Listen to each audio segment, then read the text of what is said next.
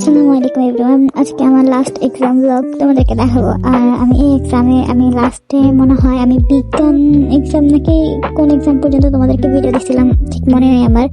এখন আমার হচ্ছে সমাজ পরীক্ষা। এখন এই সমাজ আর ইসলাম শিক্ষা পরীক্ষা আমার মোটামুটি আলহামদুলিল্লাহ এত ভালো গেছে কি বলবো। আজকে আমি এক্সাম দিয়ে আসছি, এডিটিং করতে বসছি। হয়তো তোমরা কিছুক্ষণের মধ্যে ভিডিও পেয়ে যাবা, হয়তো বা কালকে সকালে পেতে পারো, আই ডোন্ট নো, জানি না ঠিক।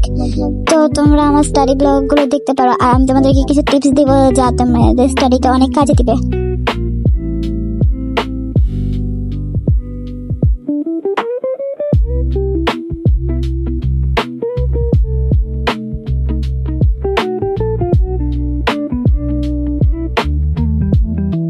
তো এখানে আমি প্রথম থেকে তৃতীয় অধ্যায় শুরু করছিলাম। আমি আসলে একদম সকালে উঠে, শনিবার যেহেতু আমার 2 দিন বন্ধ ছিল, শুক্র শনি এরকমই।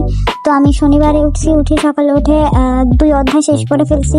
এখন আমি তৃতীয় অধ্যায়, চতুর্থ অধ্যায়, আমাদের 7টা অধ্যায় আছে, এই সবগুলো অধ্যায় পড়তেছি। আর তোমাদেরকে স্টাডি নিয়ে কিছু বলার নেই, কি বলবো। আর আমি তোমাকে কিছু টিপস দিব, তোমরা এগুলো যদি মানতে পারো তাহলে তোমরা ইনশাআল্লাহ আল্লাহর রহমতে তোমরা অবশ্যই ভালো করবে।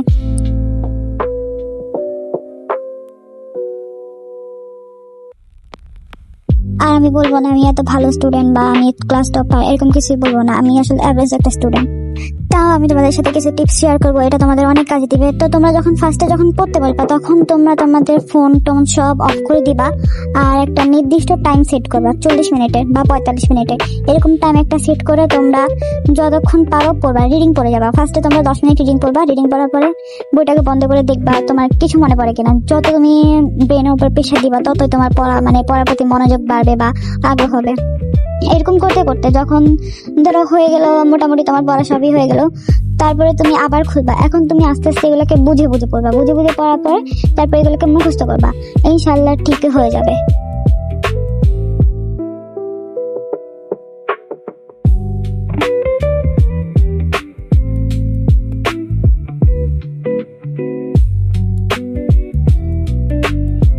আমি একটু গ্যাপে টিপস গুলো শেয়ার করবো, যাতে তোমরা ভিডিওটা ঠিক মতো দেখো আর এগুলো সম্পর্কে বোঝার চেষ্টা করো।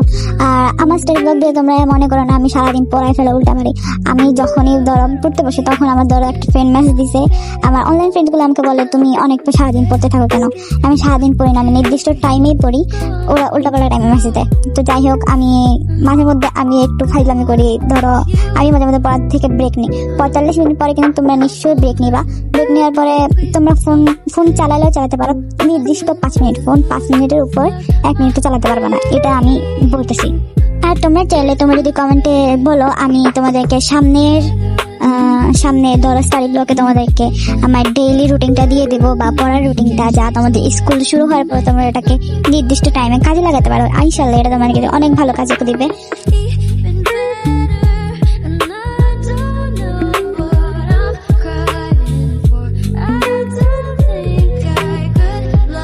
আর একটা কথা সবসময় মনে রাখবে, তোমাদের শুধু পড়লে হবে না, তোমাদের টাইম মতো সালাত আদায় করতে হবে। বা তুমি যে কোনো ধর্মের হও না কেন, তোমাকে টাইম মতো প্রেয়ার করতে হবে।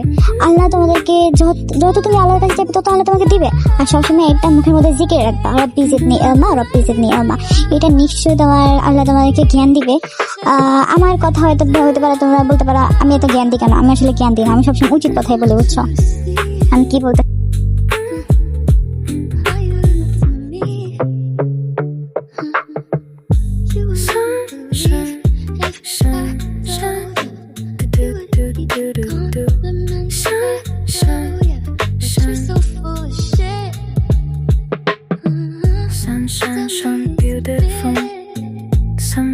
আর তোমরা বিশেষ করে নোটস বানালে কি হবে, তোমার সেই যেসব গুরুত্বপূর্ণ টপিক গুলো আছে বা এই টপিকের গুরুত্বপূর্ণ বিষয়টা যা তোমার এক্সামে আসতে পারে, তোমরা এগুলো সবসময় লিখে রাখবে। এগুলো লেখার কারণে তোমার এক্সামের সময় পড়তে অনেক বেশি কঠিন হবে না। অনেকে কি করে, ধরো সারা বছর না পড়ে এমনি একদিনে সব শেষ করতে গিয়ে পুরো হিমশিম খায়, পরীক্ষার মধ্যে উল্টাপাল্টা লিখে দিয়ে আসে। আগে আমি এমন করতাম, বাট এবছর শিক্ষা হয়েছে, এবছর হয়েছেই।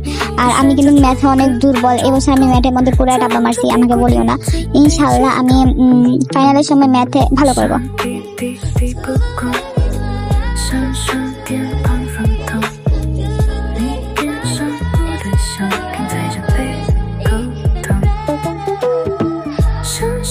的 যাই হোক, ভিডিও তো প্রায় শেষের দিকে, সামনে কোনো স্টাডি ব্লগে আরো কয়েকটা টিপস নিয়ে আসবো যা তোমাদেরকে অনেক কাজে দেবে। আজকের জন্য আল্লাহ হাফেজ। সবাই সবার পরীক্ষা এক্সাম ভালো মতো দিও, আর আমার ভিডিওটাকে লাইক করে দিও, চ্যানেলটাকে সাবস্ক্রাইব করে দিও।